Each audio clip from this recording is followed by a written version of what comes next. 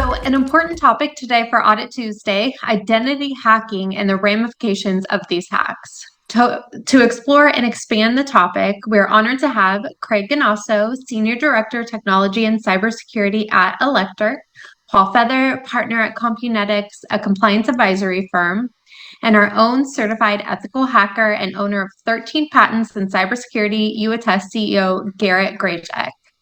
Hi, everyone. Good morning. Ashley. Good morning. Happy Good day. morning. Okay, so much to cover. So where should we start? Ashley, why don't we start what's on the top of most people in this industry, the IAM industry, the big Okta hack. There's a couple of them, but the latest one that caused a significant stock drop, like a 2 billion stock drop last week. Perfect. Let's start with that one, Garret. Yeah, so this is extremely relevant, and I think Craig will have some say on this, because what the hackers did is they hacked the support desk, and then they grabbed the support cases, okay, and they grabbed the session tickets. And that's always been, I've been ranting on that my whole career, actually, all the way back when we were at SecureAuth. Is that, I don't care how you authenticate. Authentication is just a little hand waving, right? All that really matters is the session ticket. And that's what they were able to grab. And I do believe it's not about ragging on Okta. Okta's great. Everyone loves Okta. They're doing a great job. They did a really good job combining two-factor with IAM and adding other features and all that. But because they're at the front, and we're going to be talking about other vendors too, we have to be cognizant of what the real value, what the hackers really want. They want our sessions. They don't want our authentication credentials. That's not okay, fine. They want the authentication credentials so they can create a session and be us. If they can skip that step of authentication and just become the session, they're all the happier. Okay. And I remember I did a hack. God, it was like 10 years ago where, I was showing how to get around two-factor, and I didn't hack the two-factor. All I did is it was an ISC squared or ISAC in the East Bay. And things. All I did is build some type of proxy things, and then pulled the session ticket, dropped it from this Chrome browser to the other browser, and I became that user. That's what's going on in that identity hack. And that's what we have to be cognizant of, that it is not just the authentication, it is the actual session ticket that they want to steal. And yeah, that one, they got into some major accounts. It was like government and all across the map on those things. So, yes.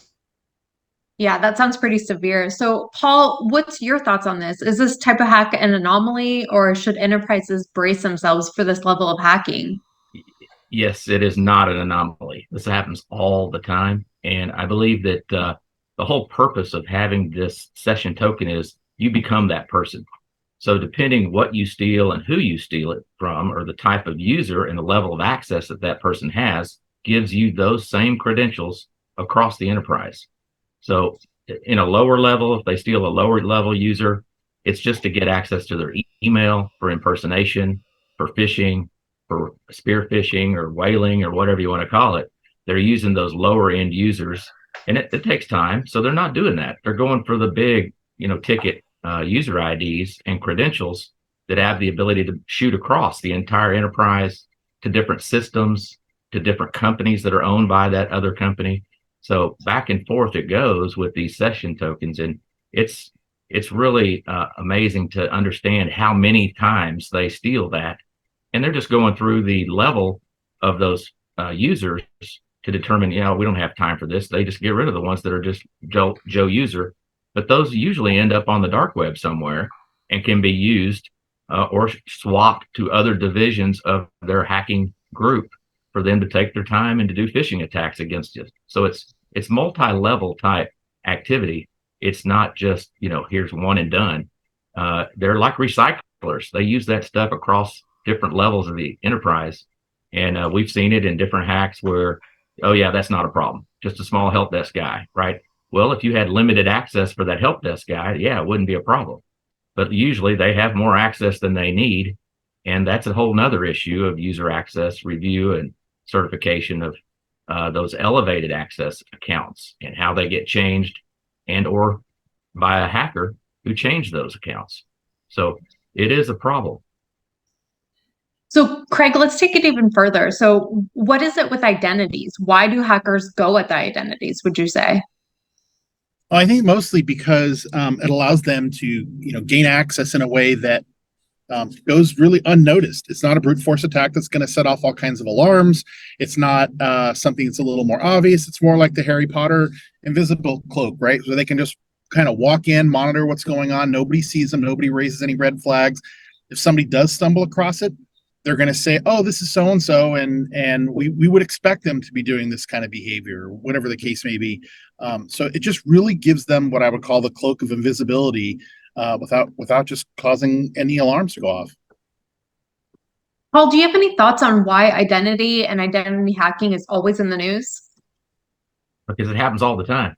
I think there's no, it's just sad to say. It's like, they only write the headlines about what's going on, and that's happening. Yeah, it happens all the time.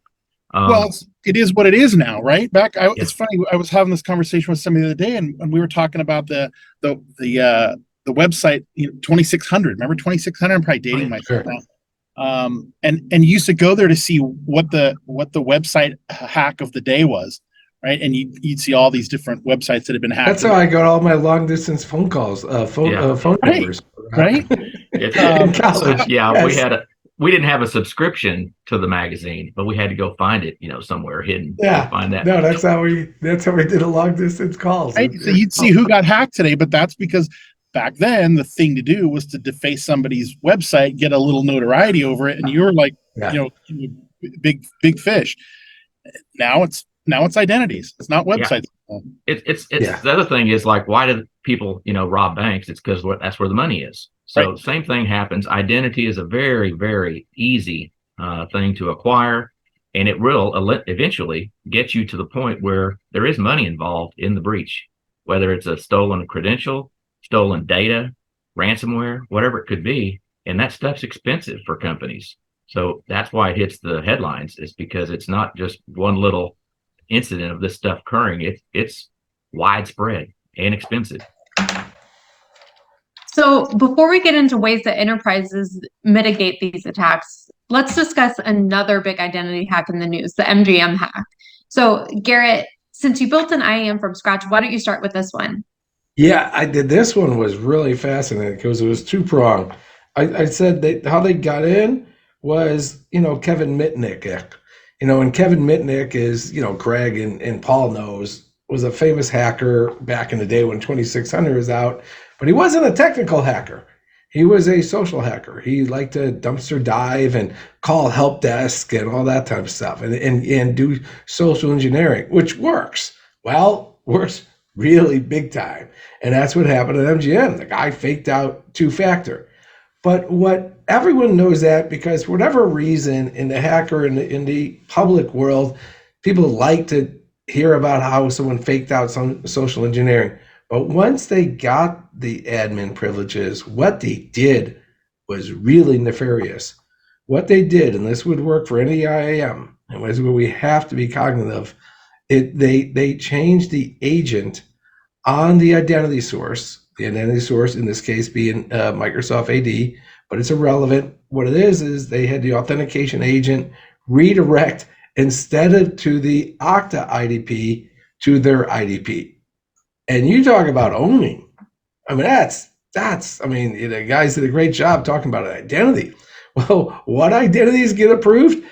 Any identities you effing want, because you own the central authentication of that. That's something that has to be mitigated.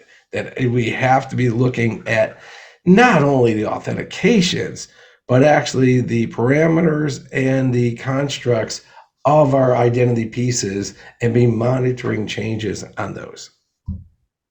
So Paul, I know you posted a lot on LinkedIn on this. Do you have anything to add? Well, I think that whole point that Garrett made is this fact that it's not just the authentication, but authorization and changes to configuration. It's configuration management at best, Yes. right? And so configuration management hits in a lot of places in a company, not just in an AD system, but on, who is the available authenticator and does it have the proper, authorization and rights for these individuals. So if those configurations get changed, it's disastrous because, and those are things that can be monitored easily, and people aren't monitoring for that. Some of the other simple monitoring things that can be done, is the monitoring of elevated access. Why is this new system, being authenticated with this type of account? It shouldn't have that level of account. And so those are configuration, why is this change getting made to this, router or firewall or server? It's just shouldn't happen. So it's very interesting to see the lack of monitoring that, monitoring is really not a good control point, but it's very good when something like this happens. So you can shut it down quickly. You really want to have not detective controls of monitoring, but you want to have, controls that are stronger and more preventive in nature and not detective. Yeah, and Craig, let me just ask you directly. Being into practice, what are the practices that should be around monitoring these types of tools in our infrastructure? Well, what I would call instantaneous alerting, and this is a conversation I've had with my internal auditor for some time, and that's as it relates, and I'm just picking on SOX because it's an easy one. Yeah. We do that quarterly, right? Changes happen. Everyone does it at some later on, and they may see a change that they have to go back and readdress, but that's sometimes a quarter or a half a year later, sometimes even a year later. There should be an instant message that goes out for a certain level of a change, so that the window of time that you have to respond to that is really, really, really narrow or soon, so that you can get on stuff right away, as opposed to finding out something, something's happened on your network when you see it on CNN. Yeah, and I have to say, just pat the old YouAttest back here. One of our customers had nothing to do. We were working with the compliance department, and the security manager out there saw our product, saw that it had triggers based on Okta groups and Okta events, and made himself get the alerts. Yeah. So that's what you're talking about, proactive. And not only do we have to check out the roles, but we gotta be checking out the policies on these tools. Yeah, you're spot on. Okay. Hey, we're gonna move off Okta because I think Craig, you would admit that the hackers are pretty vendor agnostic. Oh yeah. They don't care. Okay. So there was a big Microsoft Azure AD hack the other day, the big one that affected the government. It was, obviously one of these paid for by a nation state. And what they did, and I do find this stuff fascinating when they really just attack the components, is they created a Microsoft validation error and allowed hackers to forge tokens for Azure AD and gave the hackers access to key OWA and Outlook.com sites across the US government. It was over 25 organizations, and it targeted US and Euro diplomatic accounts to get their information. So when I see something like that, I'm like, okay, that's pretty sophisticated. But let me ask you, Paul, is this level of sophistication what we really have to be expecting? Well, when it's a nation state actor, those threat vectors are there, and they have a lot of deep pockets and a lot of individuals in the team going against these entities. These aren't onesie-twosie guys working out of a garage somewhere. This is an entire office building full of guys working at this. So it's it's pretty crazy the level of and you can think of it as higher level in the building or the guys that are finally getting in. But there's so much going on at the lower levels, the monitoring of the traffic, the open traffic, the email traffic that's getting stolen. And those things become targets because they now know which accounts, which domains to go after. And then they start to focus in and target more and more towards those specific domains. And, the objective is not to take over that domain, but to take over the email of that domain that can then be used for monitoring for military actions, all kinds of transfers of funds, communications between other countries. It's very serious. So I think we think about, oh, that's not going to happen to us, but it's really not us. Yeah, Country. That's really a good point. I mean, Yeah. that's easy to say. You look at something like this and go, oh, hold on, they win it. And this is what I always wonder. I go, who reads these MITRE CVEs more, the good guys or the bad guys? Well, You know? they know. Well, I tell you what, there's so many of them. The good guys are fighting battles to patch as fast as they can. The bad guys are literally just looking for specific CVEs to go at, and they use that it's like a targeting mechanism. So when you think about some of the other patches that took them 6, 8, 10 months, 2 years to apply, and then those just become targets that they're hitting. So Craig, you might say something about that, but I think patching is a big deal. But everybody says they feel it as something they have to do, but it's not just have to do. You have to do it well, very well. And Craig, what kind of controls can be put on data and resources like email, given that the hackers almost certainly will find a flaw, be it as obscure as this one? Yeah. I mean, how many times have you sent a message to someone and never even thought to look if that message is fully encrypted point to point? Right. So companies like healthcare that are sending patient information, or financial institutions that have account numbers, things like that, they just send a message. Like, oh, I know this customer, I deal with this customer all the time, but how many people, including security teams that are responsible for this, actually make sure that there's end-to-end encryption, or they're using anti malware or anti-phishing programs, or for that matter, even phishing their own employees to test. I can tell you, I've been at healthcare companies, and we're quick to make sure that we phish our employees, but do we actually check to make sure that there's full encryption at every message? Okay, so let's extract a bit and leave with this. So most hacker reports cite human error as the biggest threat to security, and thus identity security. In fact, 47% of CISOs reported human error resulted in a data loss in the last year. So what can enterprises do about employee sloppiness and error? So Craig, what's your take on this? I have a take on this that I have forged for probably 20 years. And the number one thing that I would say is start treating your information security policies with the same respect that you treat your financial and your sexual harassment policies. If I was accused of violating a policy that a company had as it related to sexual harassment, I'd probably be gone by the end of the day, certainly the next day. If I violated information security policy, there's 20 different reasons why a people team or some other exec might say, well, yeah, we know, we understand, but blah, blah, blah. And nothing happens. I could never get away with that if it was, if I traded when there was a blackout window, see how fast I'd stick around. But when it comes to information security or a policy that really protects the bottom line of the company, there seems to be more flexibility. So the answer to your question directly is enforce your damn information security policies when there's employee violation. Yeah. I'll throw in there one thing really quick. A lot of companies don't have, smaller companies, small to medium enterprise, they don't have data loss prevention. So those kind of things, really watch to see what kind of data is getting sent via multiple channels out of the company.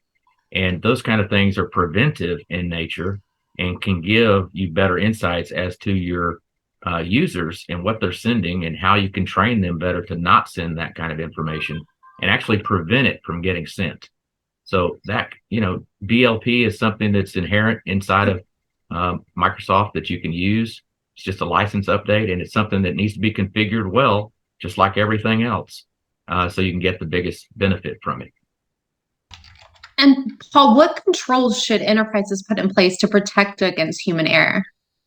A better user, least privilege. Everybody talks about least privilege. But it's true that that one control, we always seem to find in assessments and audits too much access rights for any given individual, segregation of duties between the individuals and and processes and procedures they do. So from a user access perspective, that's a huge thing that can be done that's preventive in nature. And those controls are real easy to put in. They need to be done. They can't be just talked about. But least privilege is truly one of those that most companies say, oh, yeah, we got that one line in our policy. We have to have least privilege. That doesn't mean it's in place. And so just we do assessments against that information to determine, is this really been designed well and put in place and is being followed? So I think, from a user perspective, that's probably the best and easiest. I need access because I might need access, Paul. Oh, yeah. Or I'm sorry. I used to be the AP person. Now I'm the AR lady, right? So now I got both AP and AR.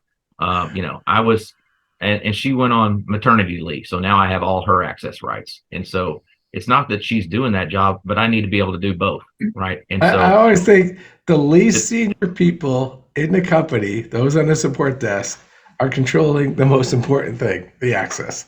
Yep. So if someone screams at them, they're like, dude, it's not my pay grade to take this. Sure, you have access, And I've seen companies, hate to say it, go to zero because of that one thing, right? Yeah. One guy with too much access taking directions from a senior leader, telling him, do this.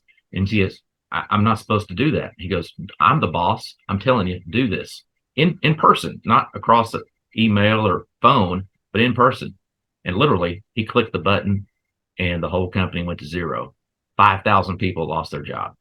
So it happens. I've seen it, and it's unbelievable that it can happen, but it does. That's that's my scary story for the day. No, it's good. It's good. That's a good Halloween scary story for sure. Yeah, Garret, costumes today. We should have dressed up. Yeah, we really should have. My bad. Okay. Garret, what's your thought on employee error and employee fraud? No, the guys both hit on it, right? It's documented, but lots of things are documented. And this, CSF and 853 both talk about principle of least privilege, which is we got to get our authorizations down to a quantifiable level. And that's what we built here at YouAttest. And that's what, Craig's using the things. But we have to review the accesses we have granted privileges, both dynamically and on a regular basis. The way I always look at it is we're really good at giving privileges, not so good at pulling them back. And that's what we built YouAttest around, and that's the practices that has to be pushed into everyone's environment. And that's, part of regulation. And the question you're about to ask, Ashley, is what happens when you don't? So take it away. Yeah, so I wanted to take one straight off the press. So the SEC charge on SolarWinds and Chief Security Lead Tim Brown. So Garret, what's your thoughts on that? Yeah, that's the one that went around my inbox last night and this morning, since half my friends and half of your friends actually are in the industry of being that security guy. Okay, that not only that we make the tools, but they're also doing it. Okay, so what was the charge? The SEC basically charged SolarWinds. We all know it was hacked. It's unfortunate. It's unfortunate it was hacked, and I kind of always say that hacks are like rain. It rained yesterday, it might rain today, but it's certainly going to rain someday and tomorrow. So they were hacked. So why were they charged? They were charged with fraud because they made what they said were misleading and inaccurate statements about their security practices in their IPO forms, in a security statement on a website, and their 8K filing of the hack. And what the SEC said was that they were misstating, and I guess, they called out the name of the signatory, Tim Brown, misstating the security of the password policies, the security of the software development process, and this is where it's relevant and germane to this conversation, policies for determining who had access to what. That's access control. That's what is so scary. So not only did the company get sued, but they're also filing a claim against Tim Brown for signing the documents. Jail And time. Craig, what was that? I'm sorry. I'd say jail time. Like, it's not just civil. Yeah. Yeah. It's called criminal. Yeah. That's a scary story. Yes. Actually. Do either of you have anything to add on this, Craig or Paul? I think that we're looking at a new frontier for chief security officers, whether they're officers of an organization or not, as it relates to what they say, who they say it to, and et cetera. It's going to be very interesting to watch. Yeah, we had the same conversation about what we call assessment reports. So just very simple, let's say we had a pen test. That pen test should be directed by general counsel to the company that's actually doing the pen test, because the entire report becomes privileged information and it can't be shared. And if it is, there's penalties for that. So you think about that same kind of what's in a pen test report, a vulnerability scan report, whatever's in there. If it becomes known, that information is truly what the hackers are going to start to hit. So it's very important to have that privileged. That's a good point. Privileged information and restrict access to who can say, or train them to say, sorry, you need to take that up with general counsel, and not just pontificate on what happened and what was right and what was wrong by all levels of IT folks, whether it's a C-suite, CIO, CTO, CISO, VP, whatever it might be. Those guys, by saying those things, are giving away too much information about the company, the activities of the company, the failures, the faults, the remediation activity. There's a lot of details in there that they can talk about, and it should not. Let me add my little rant to this. I know, Craig, you do it, so we should talk about how to we can do this better. Don't you believe, like I believe, in that when you're giving access to these rights, do it by groups. That way you can just put a user in a group and then take them out of the group, right? So we're not giving individual access and then forget, oh, Bob left and he still has access to that internal data. He still is to the software development tool. But if we manage our groups better and then audit our groups, don't you think we get a better handle than this? Oh, yeah, absolutely.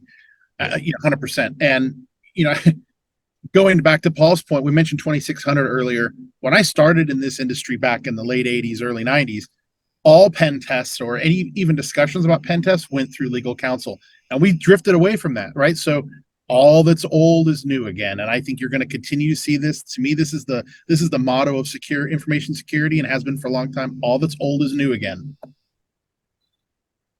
Perfect. I think we can wrap this up. So, Paul and Craig, thank you so much for joining. I really appreciate it. So, Paul, can you tell the audience how they can reach you? Sure, you can reach out to me on LinkedIn, definitely, or go to www.compu-netics.com, or send me an email at pfeather@compu-netics.com. Be happy to. Sometimes I take phone calls at all hours of the night from issues and things that are occurring, so feel free to reach out to me. 214-659-1184. And also, I just want to say this real funny.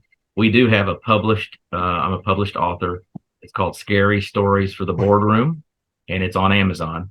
So if you want a funny story and to hear more scary stories of Halloween time, feel free to go out there and take a look. My chapter is about the headless IT man, and it's how the IT guy lost his head and he's freaking out because we've got somebody in the system. We don't know who he is, all related to access rights. So good stories. Thank you very much for having me.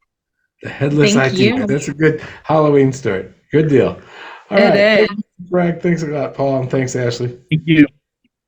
Perfect. And then we at YouAttest can be reached at youattest.com, or just write us at info@youattest.com. Thank you so much, and have a great day, everyone. Happy Halloween. Thank you. The best. Bye-bye. Bye.